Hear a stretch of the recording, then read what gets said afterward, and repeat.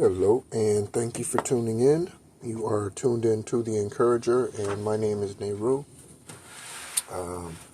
Hope you're doing well, and thank you for returning subscribers and other returning listeners. I hope you're doing well on this Tuesday, and it is 12:12, and so very energetic day like most are, but 12:12 is unique unto itself. So I hope you're doing well, and want to get on to the Virgo reading for the Living by the Moon series. And so let's get started. So the Virgo is the maiden, an icon of purity, fertility, and sacred commitment.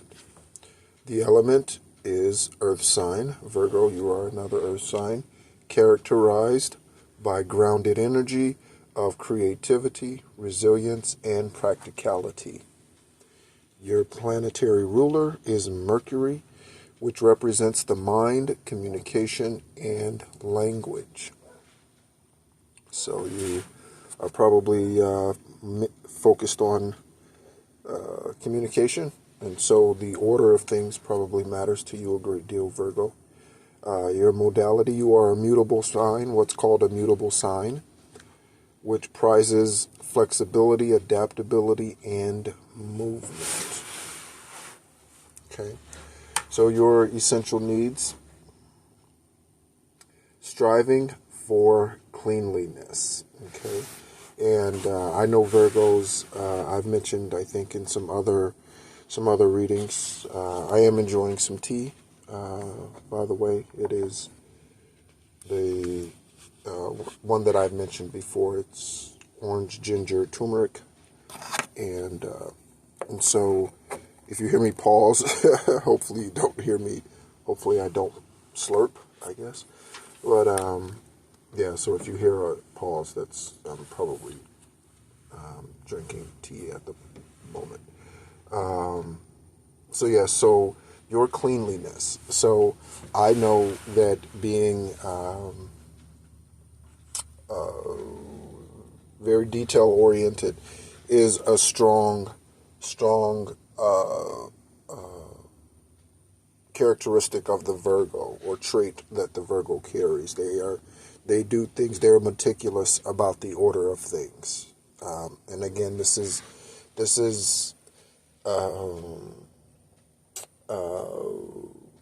generally speaking, okay, and so they are that way. Are there some who are absolutely not, and their life is chaos and disorganized? Absolutely. Absolutely. Just like Sagittarians are prized for being super spiritual, but there are certainly those who are devils and heathens, and right, and that. So yes, right.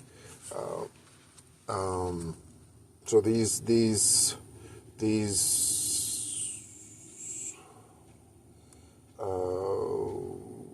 supernatural talents and abilities and things, they are no respect of person, right? We do with them what we choose to, as I always say.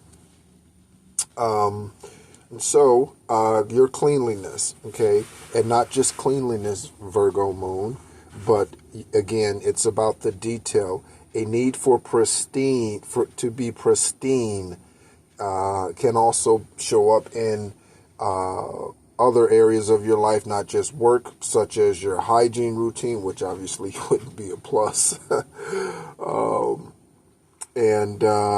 You are maybe a frequent washer of your hands. I know I am. I wash my hands. Man, I don't even know how many times a day I wash my hands. A lot. Or you might find that you're someone who takes frequent showers. So I know I dated someone who took like 3 and 4 showers a day.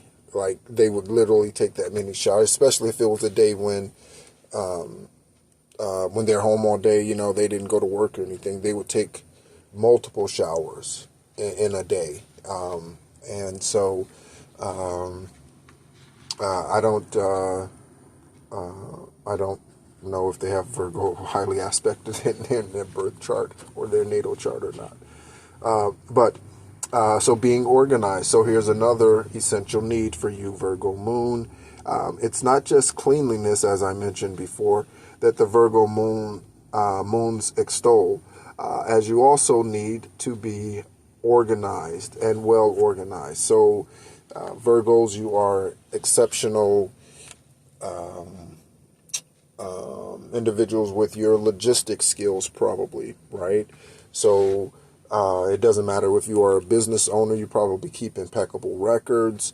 And again, this is a Virgo moon has a higher likelihood of being that than perhaps another moon sign that doesn't. It doesn't mean that all Virgo moons are this way. There are definitely some Virgo moons that are, again, irresponsible, lack organization, and wouldn't be seemingly oriented with a Virgo whatsoever, right? It's just because that's just the way it goes. Especially when you consider there's 7 to 8 billion people on this planet. And so yes, so your occupations, you're probably pristine. I remember when I was an employee, and I always liked to leave my desk at the end of the day. I always like to leave my desk absolutely cleared, like it's like making your bed in the morning, right? There's something about making your bed in the morning, okay? And that's one of the things that the military taught me, is the importance of doing that, and that's starting off on the right foot. That does a lot of things for you. Just turning around to make your bed when you get up out of it in the morning, and so yes, so I definitely understand that, and that's one of the things the military also helped me with, was the organization of things. And I will still be honest and say I'm probably not the best organizer. I will say that, especially when it comes to paperwork.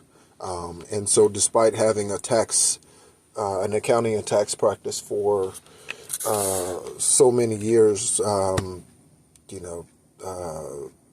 10, 13 years, somewhere in there, 10, 13 years. The first one was incorporated in first company in December of 2011. So, with that, I still struggled to file things away, to put things away. Normally for me, I would end up doing that on a Saturday. I would drag myself into the office and end up having to do that on the day when it was quiet and nothing else to do, kind of thing. And during tax season, of course, weeks would go by when I wouldn't, where there would be stacks of paper everywhere. So, and in those cases, I guess it's kind of understandable with the amount of work, but yes, so I could say for me that's certainly not one of my strongest suits. I will say that. That's and again, that's me just being honest. Okay, so your superpowers, Virgo moon, problem solving, because you like to dig, you like all the details, which is a great thing to be. So you might be good at being a researcher as well, or something along the within that type of occupation, or provide you that type of opportunity to do research. Also, being so organized, again, it helps you to find the details, because if you are one that enjoys that, I've talked about how I enjoy forensic accounting far better than I enjoy traditional accounting, and certainly more than bookkeeping.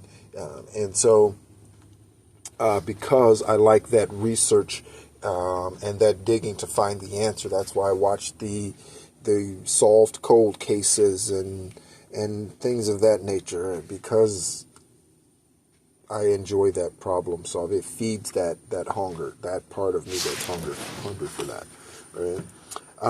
Okay, and so artisanship. Okay, so let's see what this is. You're instinctively drawn to use your hands to create functional objects that will make your life more enjoyable and efficient. And with your eye for detail, affinity for refinement, and I think they forgot that's like a misprint here. I'm not sure what that word's supposed to say, but that's definitely, guessing that's a misspelled word there, a misprint. But it's speaking about your organization, okay? And so your affinity for that, you're a natural organizer, you're a natural structurer, and so that lends itself well to being an artisan, right? One of great detail, and one who can craft either with your hands. So you might be a sculptor, or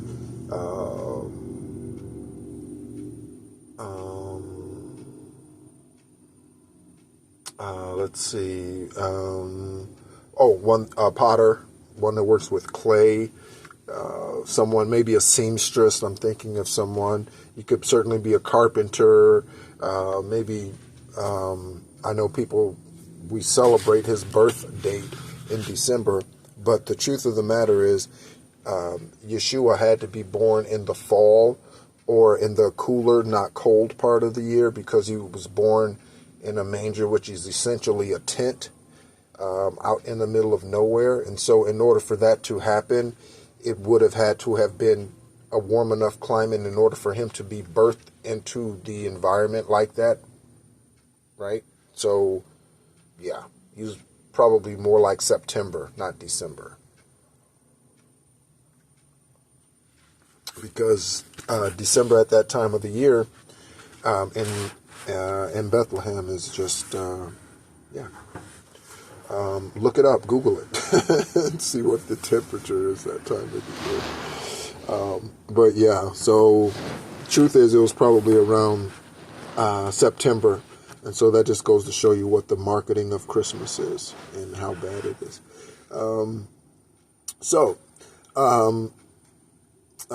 Planning. Okay, and again, one of your superpowers is planning, Virgo, because you are such a detail-oriented individual that you're going to catch the things that most people miss. Oh, you are not going to be one that probably overlaps the boss's appointments, or overlaps your own appointments, or get schedules mixed up in that sort of thing. Okay, you're probably extremely detail-oriented.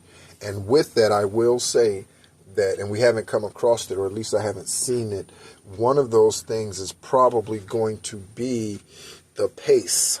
And again, they often say that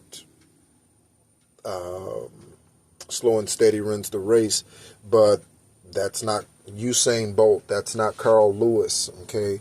That's not Flojo, okay? So slow and steady doesn't always win the race. It depends on the type of race that you're in. Okay, if you're in a race against tortoises, yes, slow and steady wins the race. But if you're in a race against a rabbit, despite what the cartoon shows, you're gonna lose. Okay, so that's just right, because they want you to believe that you running against a rabbit, like you running against Usain Bolt, slow and steady, you being the slow and steady or representing the slow and steady, is going to win the race. And that's never going to happen. Ever going to happen. Right? So it's in the context in which they mean it. They mean consistency is important. Steadfastness is important. Stick-to-itiveness is important. That's what that means. But the way that they say it is not exactly on point with what they actually mean. You know, they leave a lot to interpretation there. And yeah. So your kryptonite, being critical. Okay, so you've got an inclination for wanting things to be the best they can, again, because you put so much work into the details of things and so much work into the organization of things. While this can be laudable, combined with your eye for precision, the tendency can sometimes be be so all-consuming that it leaves you swirling in judgment. Okay, a key to curtailing the urge to criticize is compassion. Remind yourself that people, including yourself, do their very best at each and every given moment. All right, and so again, because you get all the details, you might become critical, and I could see where that would make a lot of sense, because one who has all of the information, it's like trying to teach someone to do a job who's never done the job, and you've been doing the job for 20 years. You're going to be extremely critical of them. I remember running into this problem, especially with business owners who were used to being solo artists, but business and revenue had gotten to the point to where they now needed to either get away from hiring contractors and hire full-time employees, which meant payroll and those types of additional expenses and things. They would have a difficult time in a lot of cases bringing someone on, because that person did not do things the exact same way that they did, and that is always going to be an issue. And I always try to talk to the business owner and let them know that that's always going to be an issue. No one's ever going to swing the hammer exactly the same way you swing a hammer. That's just never going to happen. No one's going to sweep the floor the exact same way you sweep the floor. You have to get to a place to where you're okay with allowing others to make their own decisions and come to their own conclusions and their own revelations, okay, about whatever it is that they're working on in their life or walking out in their life, okay? And that goes back to something I always speak on, and that is you being in control of yourself 100% and no one else 100%. Okay? No one else is in control of you 100%. Right? Everything else, the closest anyone can ever come to actually controlling you is a strong suggestion. That is the only thing that someone can ever come and control it. That is the closest anyone could ever come to controlling you from a mental standpoint. And then from a physical standpoint, like they could take you, they could incarcerate you, right? They could imprison you, right? Or falsely and all that. They could do all that, right? But, right, that's all that they could do, right? And this is meant to go back to the ground anyway, right? So, yeah, again, just be okay with others making their own decisions. And I think it was yesterday, maybe the day before, that I posted a video sharing about how we should allow others to be and live the life that they create for themselves and not try to change them into who we think they ought to be. Because we fail in doing that, and when we do that, we again jump out of our lane and jump into their lane, and that's not our job. Okay? Our job is to stay in our lane, right? And we merge with those that we are meant to merge with when we are meant to merge with them, right? But that doesn't mean that we jump out of our lane to try to save someone because we love them, or we think we're in love with them, or they're our son or they're our daughter. And when I say that, again, I always want to have a disclaimer with that. I'm speaking of adult sons and daughters who are out on their own. Okay, I'm not speaking of your children, right? And so, and vice versa for the son and daughter, and parents, same thing, right? And so, worry, all right? So you want to be careful of your worry. You want to be aware of that, Virgo moon, because while you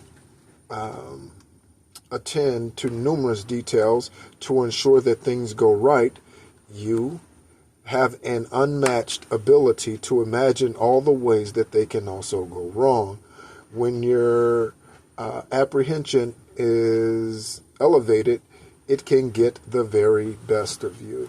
Okay, so with all those details and trying to keep everything in your head, is this done, this done, this done, this done, I got this, I got this, I got this, I got this. You can overwhelm yourself, Virgo moon, is what it sounds like.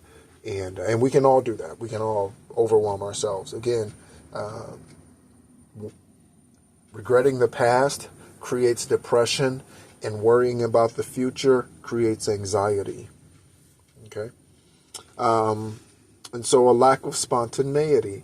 And I can already see someone who is so organized here, like a Virgo moon tends to be. Someone who's so organized as a Virgo moon would definitely have an issue with spontaneity, because they would need to know all of the details. Well, where are we going? What time? Right? It might be tough to surprise a Virgo moon with a gift or a getaway or what have you. Right? That might be a little difficult. You may need to get a bit more clever. Okay, so nurturing strategies, cleaning or cleansing, and purifying, which is important for us all, every day. I can't stress that enough. Those with Virgo moon have an affinity for purity. They like things, including themselves, to be clean and pristine. While numerous activities will support you in this aim, one of the most holistic places to start is with what you eat. Okay? And so, Virgo moon, but you want to pay attention to the things that you consume, and that is the things that you consume through your eyes, your ears, and your mouth, right? Not just through your mouth. You think of just eating. No, it's consuming anything that you consume. And so, you want to do that. So the tunes you listen to, or whatever it is, you want to make sure that it doesn't speak against or speak or put you in low vibrational moods, have you reminiscing about things that you shouldn't be thinking about, and changing your energetic mood, right? You want to make sure of that. Okay. Being of service is one of your nurturing strategies, Virgo moon. As Virgo is inspired by making things better while also closely associated with being of service, you may find yourself drawn to wanting to help improve the lives of others. Those with this moon placement have a very strong charitable side. When they actively assist others, it leaves them feeling really nourished. Okay, so you are a servant, Virgo, and with all the signs, thank you for what you bring to the table. And so your next nurturing strategy is feeling supported by nature. Okay, so you are a lover of nature, Virgo moon. As an earth sign, Virgo has a heightened sensitivity to the natural world. As such, you may find spending time in the outdoors to be quite rewarding. When you can, ditch the gym and exercise outside instead. And when the weather aligns, pack a picnic and head to the park or outside or seaside. I definitely, I like picnics for sure. Picnics are definitely one of my favorite kind of spontaneous things to do. I definitely enjoy picnics for sure, because it is outdoors for sure, and I enjoy. I connect with the animals and nature and that very well as well. So I can definitely speak to that. All right, and so next. We have your stress spotlight is your perfectionist, right, streak. So we've been talking about this the entire time, Virgo moon. So with that, your perfectionism, again, it can be a good thing and a bad thing. Again, just like being angry is a good thing and a bad thing. Sometimes it causes us to, kind of slap ourselves, or whoever made us angry kind of emotionally slap us and wake us up, right? And so it's not always a bad thing. Again, stress isn't a bad thing. Those butterflies in your stomach before the game, they can be used to get you ready, better prepared for the game, so that you feel better about the game, right? And your preparation that goes into the game. Or you can go into the game with your knees knocking because you didn't prepare, right? And so you could use stress in a number of different ways. So yes, be careful of the professionalism, or not the professionalism, the perfectionism, Virgo moon. Health focus. Your health focus should be your digestive system. I forget who else had this, the digestive system, I forget. There was another sign. Excuse me, there was another sign that dealt with the stomach issues and things like that. And so it looks like the Virgo sign is associated with the discernment and assimilations. It's no surprise that it governs the digestive system in general and the small intestines in particular.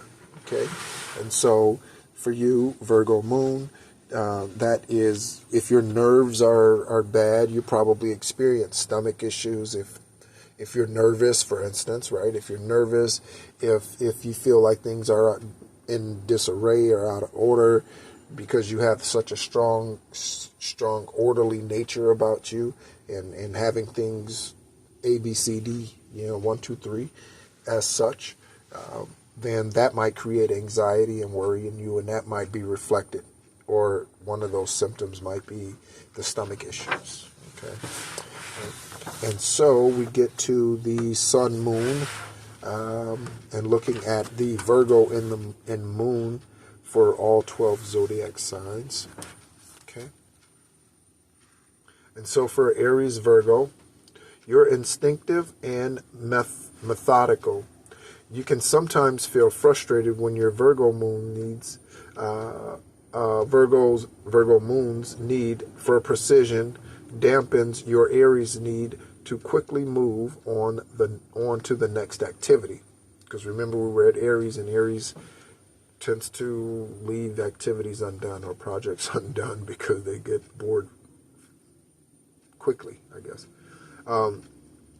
Find ways to honor your passionate and analytical side, so that you can be a fervent champion lit up by being in service to others. Okay? And so, Taurus, Virgo, you've got a strong practical streak and a no-nonsense way of dealing with things. You also have an inherent alliance with nature, finding it to be a haven of comfort. Your Taurus sun loves being surrounded with beautiful objects, and if they're also functional, your Virgo moon is quite happy. And that's where you come in with the maybe the carpentry skills, right? Or some other type of creative skill where you use your hands, where perhaps you build. Again, maybe an architect, engineer. Gemini, Virgo. Okay. As a Gemini, Virgo, communication is the key for you, and thanks to your Virgo moon, you place a high prize on information that's both organized and precise. It's important to you to have an instrument, be it words or built forms, that you can sculpt, capable of efficiently delivering messages you deem important. So you guys love spreadsheets, Gemini, Virgo. You guys are one of those graphs and things of that nature. You hand out pamphlets with every presentation. Let's see, where are we at? We are at Leo, Virgo. You have an appreciation for both artists and artisans. You embody a special blend of kindness that comes from your Leo sun's generosity and your Virgo moon's affinity for being of service. Sometimes you like to shine, while at other moments you're okay to be in the to sit back in the shadows or take a back seat. Allowing both adequate expressions is important or key for you, Leo, Virgo. Virgo, so double Virgo. You're a master crafts person, okay, who loves a good fixer-upper, okay? So here we go, the Bob Vilas of of the zodiac. As a double Virgo, you've got an eagle eye for recognizing what needs mending and a passion for remedying it.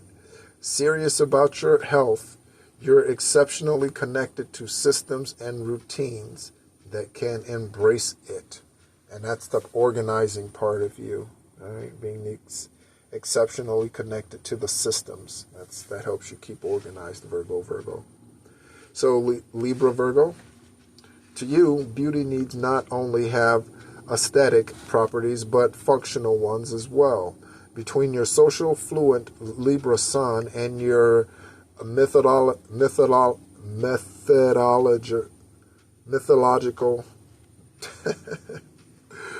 Virgo moon, you're skilled at negotiating and crafting arguments. You have a great appreciation for those who can teach you tricks of the trade to be more organized. Okay. Scorpio, Virgo, you are attracted to mysteries and love to solve them. With your preserving Scorpio sun and your analytical Virgo moon, you'll leave no stone unturned as you pursue your passionate projects. You're drawn to crafting formulas that will allow you to further understand your deeply emotional nature. Sagittarius, Virgo, when you embark upon the journeys that your Sagittarius sun adores, it's important to make sure that you do so in an organized and efficient manner. After all, your Virgo moon is a stickler for details. Being able to see the parts that make up the whole is one of your strong suits. Okay. Capricorn, Virgo, no matter what you do, you're a master architect. Your Virgo moon pays attention to the details of every blueprint, while your Capricorn sun works hard to envision solutions of lasting value. As both of your luminaries are in earth signs, you are grounded, practical, and display strong kinship with nature. A strong kinship with nature. Aquarius, Virgo, you want to make the world a better place. You're focused upon social progress and bent on improving things. With your Aquarius sun, skills, skills of pattern or recognition, and your Virgoan ability to see how the parts fit together, you have a strong interest in how things are connected. So you are the scientist, Aquarius, Virgo, at least of this particular sun moon group. And so, lastly is Pisces, Virgo. Your Virgo moon can ground the imagination of your Pisces sun, helping you shape and form your dreams. Your organizational skills and intuitive know-how are a powerful combo when it comes to envisioning solutions and resolutions. Your idealism can move mountains, while at times can also lead to disillusionment. Okay, so there we have it, Virgo. And so next we have up, we'll be doing, next I'll be covering Libra.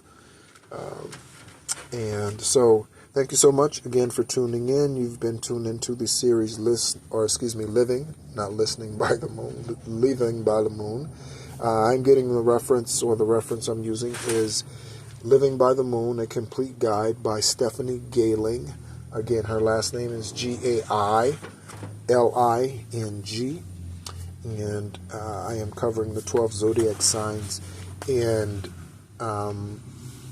what our focus should be on as we, in whatever our moon sign is, as we go through the year, or through each month, okay? Because the moon spends 2.5 days in each zodiac sign through each month, through each moon cycle, lasting approximately 29.5 days, okay? So that is the reason behind me sharing this. It's just another tool in our tool chest so that we can become, again, the highest, purest, truest version of ourselves possible here in the 3D.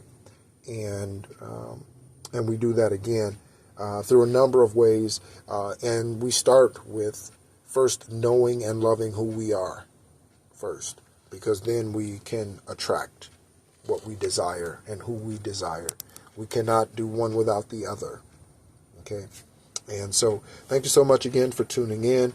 I hope you are enjoying the Living by the Moon series. If you've listened to others, thank you so much. Again, new subscribers and returning listeners, thank you so much. Enjoy the rest of your day at whatever time and place you find yourself listening to this. And as always, be encouraged.